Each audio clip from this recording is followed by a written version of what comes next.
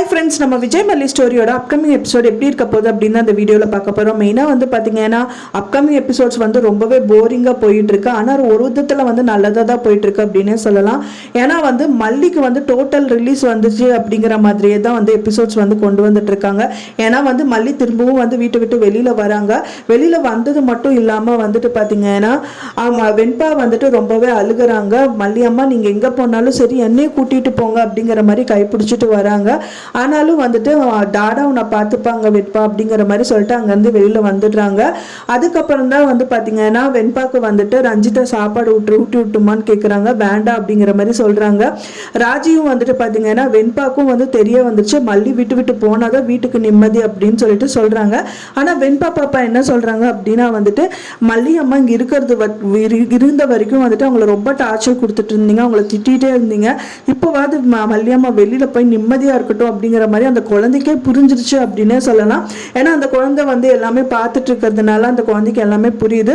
இவங்க டார்ச்சர் தாங்க முடியாததுனால தான் அந்த வீட்டில் வெண்பாக்காக அவங்க கண்ட்ரோல் பண்ணிட்டு இருந்தாங்க. ஸோ இன்னியாவது அவங்க நல்லா இருக்கட்டும் அப்படின்னு சொல்லிட்டு மனசை தேத்திட்டு உட்கார்ந்துட்டு இருக்காங்க. அதே மாதிரி வந்து பார்த்தீங்கன்னா மல்லி வந்துட்டு சந்தோஷமாகவே இல்லை, வெளியில் போயிட்டு சாமியை கிட்ட வேண்டிட்டு ரொம்பவே சாமியை பிடிச்சி திட்டிட்டு இருக்காங்க.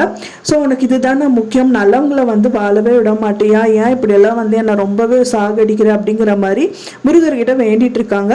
அது மட்டும் இல்லாமல் வந்து பார்த்தீங்கன்னா ரொம்ப சோகமாக வந்து அந்த கோயிலே பேகை வச்சுட்டு உட்காந்துடுறாங்க அப்படின்னே சொல்லலாம். அப்போதான் வந்துட்டு பார்த்தீங்கன்னா அவங்க வீட்டுக்கு ஒரு ஆள் வராங்க. அவங்க யாருன்னு பார்த்தீங்கன்னா வெண்பாவோட கஸ்டடி விஷயமா நான் வந்திருக்கேன், அவங்களோட இன்வெஸ்டிகேஷனுக்காக வந்திருக்கேன் அப்படின்னு சொல்லிட்டு ஒரு லேடி வராங்க. அப்புறம் விஜய்கிட்டையும் வந்துட்டு ஒரு லெட்டர் கொடுக்குறாங்க. அதுவும் விஜய் படித்து பார்க்குறாரு.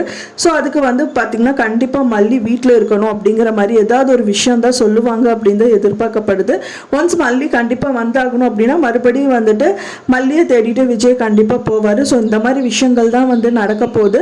ஆனால் மல்லி ஸ்ட்ரிக்டாக சொல்லின்னு இதுக்கப்புறம் நான் வீட்டுக்கே வர மாட்டேன், ஏன்னா இந்த மாதிரி சொன்னதுக்கப்புறம் நான் இனிமேல் வரதா இல்லை அப்படிங்கிற மாதிரி தான் மல்லி சொல்லணும் அப்படின்னு சொல்லிட்டு எதிர்பார்க்குறோம். ஏன்னா வந்துட்டு ஒரு குழந்தைக்கு வந்து பெற்றுக்கணுங்கிறதுக்காக டாக்டர்கிட்ட போய் இந்த மாதிரி டேப்லெட்ஸ் எல்லாம் வாங்கிட்டு வந்திருக்கா அப்படிங்கிற மாதிரி ரஞ்சிதா ரொம்பவே அவங்களோட கேரக்டரை வந்து ஸ்பாயில் பண்ணிட்டாங்க.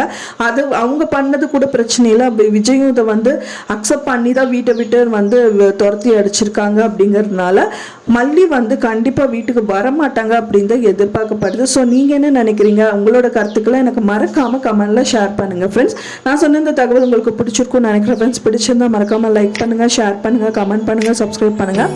மேலும் இன்னொரு மல்லி சீரியல் அப்டேட்டோட நெக்ஸ்ட் மீட் பண்ணுறேன். தேங்க்ஸ் ஃபார் வாட்சிங் மை வீடியோ ஃப்ரெண்ட்ஸ். நெக்ஸ்ட் வீடியோவில் பார்க்கலாம்.